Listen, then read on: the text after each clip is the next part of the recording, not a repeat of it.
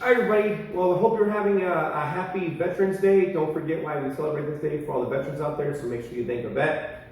We also want to make sure we give you a little bit of training you guys can do at home since we're closed today. The first thing, simplest thing, how to tie your belt.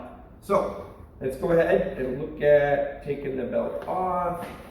So if I had my belt, I put it on a hook just like so. I'm going to make sure my gi is closed. I'm going to go around my body, bring it back around. Something I like to do, I like to tuck one underneath the other as I go. Take your belt, go underneath both. Now you can make all your adjustments, make sure it's sized pretty closely. So I would make my adjustment. Now, I won't go too much. We're going to move on now to forward and backwards rolls. All right, so if I'm in my 3-point stance, I can simply do this a couple ways. I can hold a big beach ball, I can grab the inside of my foot, I can touch my knees. All of these are the same general roll. It's just going to be a matter of how you choose or what method works best for you in getting the idea down. Even if you want to just kind of lazy arm it, just bring your arm in like you're so tired and you just can't. Okay? Just lazy arm it. All I'm going to do now is I'm going to lean forward to make this knee touch the ground, the one with my Machado patch. I'm going to roll forward, knee is going to touch the ground. This hand is kind of just supporting myself. Now my shoulder touches, and my head never touches. Going backwards, I grab my knee, and I pull over that same shoulder. Let's look at that again. I'm going to turn a little bit more profile this time. So I'm here like this. This time I'm going to use the beach ball concept. So I got the big beach ball. My hand that's going to be the rolling arm is on the outside. And I'm going to basically just tuck and roll. And then from there I grab my knee. And I roll out. I go to the other side. Going towards the other camera. Big beach ball. I'm going to basically just tuck. And roll. Grab the knee. Roll out. Moving on, we're going to talk about break falls now. Just fall back, slap the mat. If I turn profile, I'm here, I tuck my chin to my chest, and I slap the mat. When I slap the mat, pretty much parallel to where my belt would be. Try not to go too high up, and also, a big thing I see lately, don't do that. You're going to kill your elbows. Just fall back, and slap. Turn the other way. Fall back, and slap. Okay, talking side break falls. I'm laying what we call dead bug. I'm going to fall to my side. Palm hits, leg hits, other leg is up. I try to be on my tippy toes so there's a little bit of a suspension. It doesn't just out, but it's here, okay? And then my opposite hand grabs the back of my neck. Again, dead bug, there. Dead bug, there. Dead bug, and dead bug. This is your side break fall. And last but not least, for this part of this, front break falls, I'm on my knees, I post up, I turn my face in one direction or the other, it doesn't matter which way, just fall forward. Let your body be in the air, don't let your body hit the ground. I go sideways, post, turn, and I hit the ground. And try to hit the ground with my palm first, then my forearm. 1, 2. Almost more like 1.5, 1.5, 1.5. Again, you don't want your elbows to smash the mat. You don't want your face to hit the ground or your chest hit the ground. So I'm up, just like so. So those would be your seated versions of the break falls.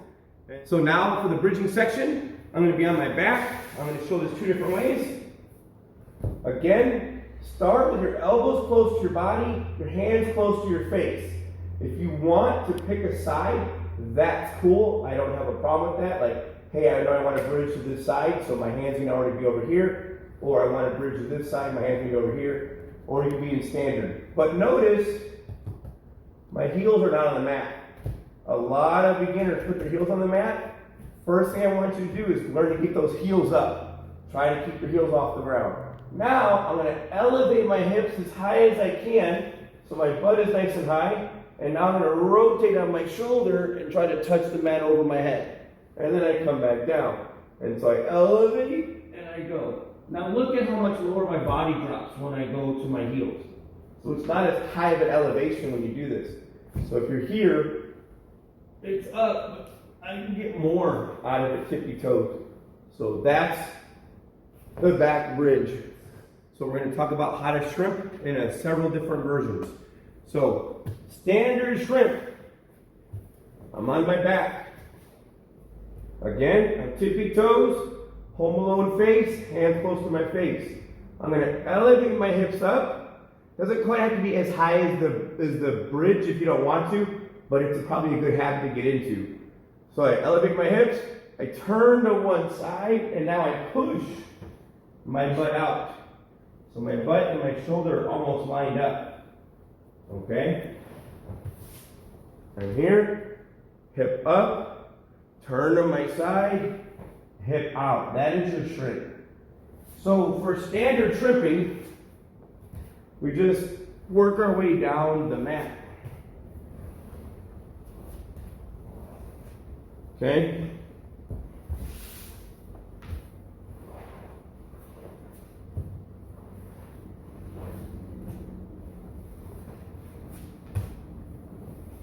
Puts us into our kick out to turtle. So we have a kick through, we have a kick out, we have a get back to turtle, and then we also have what we call thread the needle and a scramble.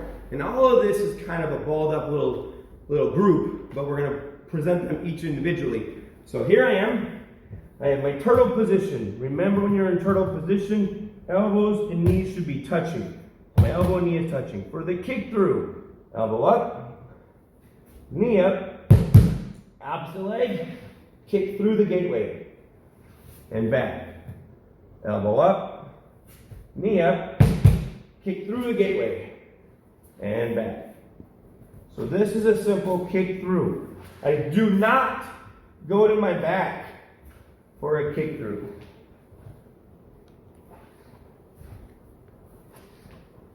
And now let's talk the kick out. Elbow up, knee up. I kick myself all the way to my back. From here now, I could shrimp if I wanted to, or what I'm going to do is what we call thread the needle. So I'm going to elevate my hips. I'm going to pull one leg through. It doesn't matter which leg you pull through. I'm just going to pull through so I face the camera. So I elevate my hips. Now I'm going to pull this leg underneath. But notice, I'm on my shoulder, and my belly is not touching the ground. My butt's in the air, bringing my knees into me. Elbow up, knee up, kick out, tippy toes, elevate my hips, pull that leg underneath, get my butt's in the air, and I'm back. 1, 2, 1, and 2. That is your kick out. Now, Granby Roll. So, same concept. Elbow up, knee up. This time, instead of my foot moving, my hand's gonna move. I take this hand, roll it underneath. It's almost like a forward roll, but the goal is to get to your back. Now, could I thread the needle? You sure could. But instead, we're gonna scramble. So, elbow up, knee up, I reach underneath, that puts me here. I turn to one side, and now I'm gonna basically run like I'm a Three Stooges character, all the way back to my knees. Elbow up, knee up, kick out, run.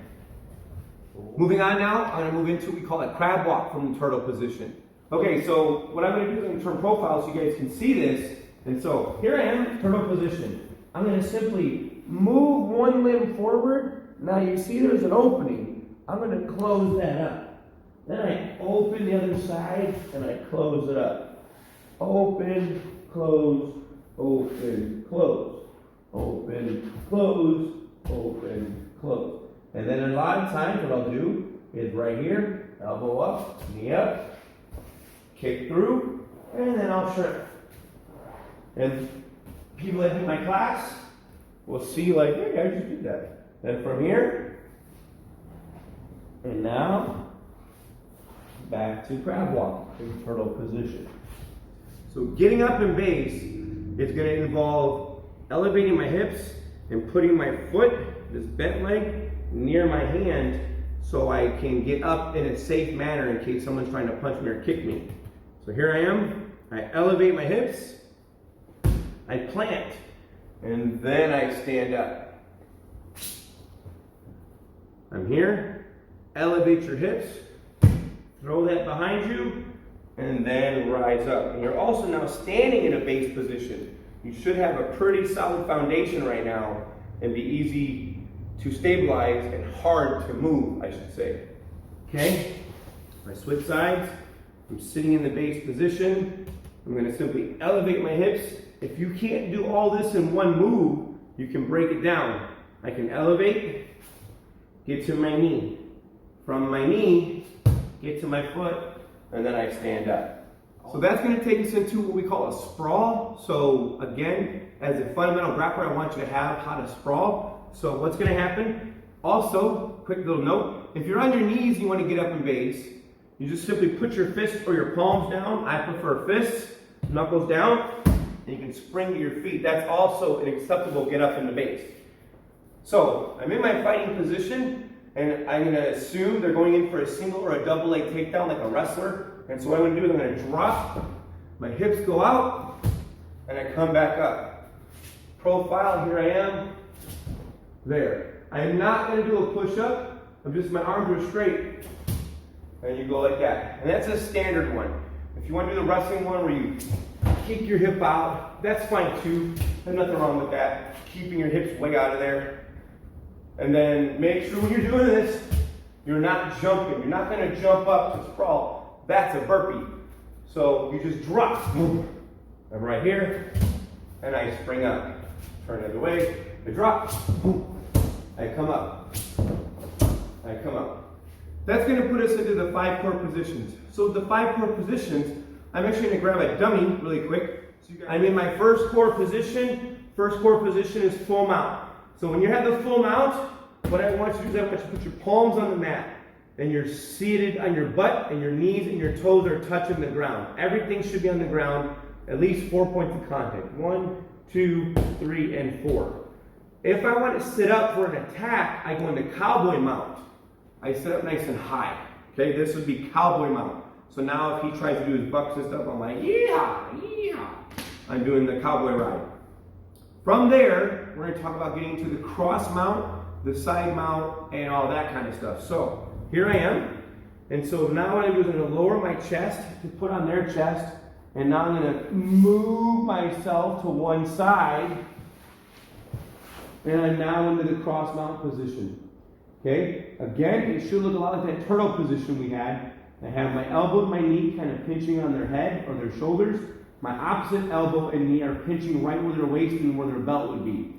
If I now shift my weight to look at the camera, I lift the head up and I slide my arm underneath the head. This is called side mount. It's also often referred to as keishidojo. So you have your keishidojo position or my side mount. Okay? If I am under the shoulder, I did format before we started. I thought I had cleared them all. This is Kazura keishidojo. Okay? So if I'm under the shoulder, Kazura keishidojo, under the head, keishidojo, and then if I scissor my hips, I am now back to just cross mount or cross body position. So I'm here in my cross mount position, now to get back to mount. So I'm going to move my hand over to this side, which is now going to allow me to use my hand as a base hand, and I can bring my knees in. I slide my knee right up on them, all the way through, and you're going to probably move your hand over, not all the way over, but over some, to open your hip to drop.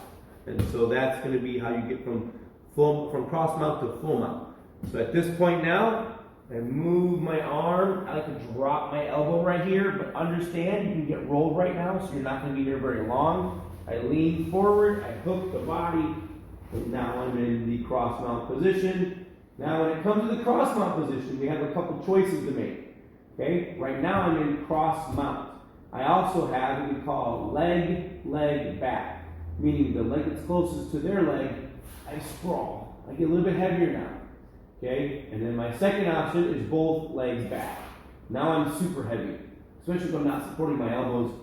That puts us into the back mount and the guard, our last two of the core 5 positions, or the 5 core positions. Okay, back mount's pretty simple. I'm just gonna flip him over. Okay, he is now on his belly. I now have the back. And then finally, if I had him here, this would be your closed guard. My feet are crossed, I'm wrapped around their waist, their knees would be right here, and their head would hopefully be up a little bit, be pretty close. Maybe I want to beat on them a little bit. So we're going to start with, for the advanced kids, we're going to do the Uba series, because we were working that a little bit yesterday. So Uba number 1 is just windmill. He's going to chop me in the head, I'm going to pass it by with my palm. And this is Uba number 1. Okay? Really easy. My goal is to have the timing to where we're about the same. Moving on to Uba number 2, I'm going to stop it, and now I'm going to roll it. And he's going to stop it, and he's going to roll. We call it stop and roll. Got the name all worked out. Regular windmill, and stop and roll.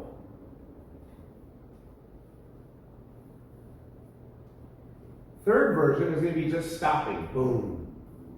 Almost. There you go. Just stopping it. And there's nothing saying you can't go right back to stop and roll, and then back to windmill. And now it's going to take us into what we call highline Uba. I stop, I make an X, bring it across, monitor the arm, and I chop. He stops, break an X, bring it across.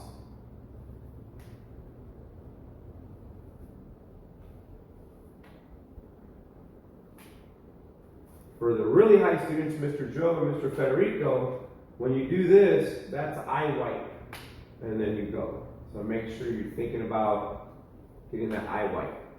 For all the other guys, don't worry about that. Just try to get the fundamentals to where you're able to do this in a pretty decent flow. And again, good job. As you see, he can switch it whenever he wants.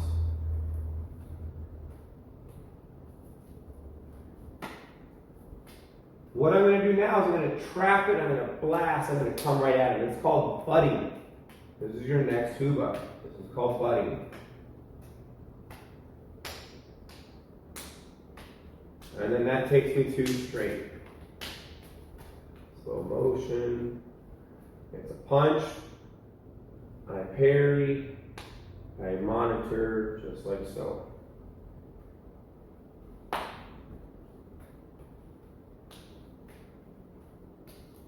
Make sure all this is going at the face, so you're used to all this stuff happening in your eyeballs. And again, for Mr. Joe and Mr. Federico, make sure you can switch sides. That's my scooping change.